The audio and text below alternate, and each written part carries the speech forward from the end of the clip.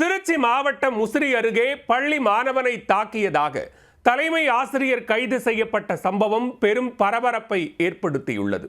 பள்ளி மாணவனுக்கு நடந்தது என்ன? திருச்சி மாவட்டம் முசிறி அருகே அரசு மேல்நிலைப்பள்ளி ஒன்றில் தலைமை ஆசிரியராக பணிபுரிந்து வந்தவர் 58 வயதான சந்திரமோகன். இந்த பள்ளியில் சுற்றுவட்டார கிராமங்களைச் சேர்ந்த மாணவ மாணவிகள் ஏராளமானோர் படித்து வருகின்றனர். தாப்பேட்டை அடுத்த ஜடமங்கலம் கிராமத்தைச் சேர்ந்த சிறுவன் ஒருவன் இந்த பள்ளியில் 10ஆம் வகுப்பு படித்து வருகிறார். கடந்த 22ஆம் தேதி பள்ளி மேல்மாடியில் வகுப்பறையை மாணவன் ஜெகன் விளக்குமாறால் குட்டி சுத்தம் செய்து கொண்டிருந்தார். அப்போது விளக்குமாறின் குச்சிகள் தவறுதலாக கீழே நிறுத்தியிருந்த பள்ளி தலைமை ஆசிரியரின் கார் மீது விழுந்ததாக கூறப்படுகிறது. இதனால் ஆத்திரமடைந்த தலைமை ஆசிரியர் மாணவனை அழைத்து பிரம்பால் சரமாரியாக அடித்ததாக கூறப்படுகிறது.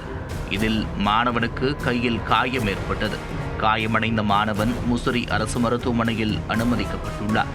தகவலறிந்து அதிர்ச்சியடைந்த மாணவனின் பெற்றோர் பள்ளி தலைமை ஆசிரியர் மீது தொட்டியம் காவல் நிலையத்தில் புகார் கொடுத்தனர்.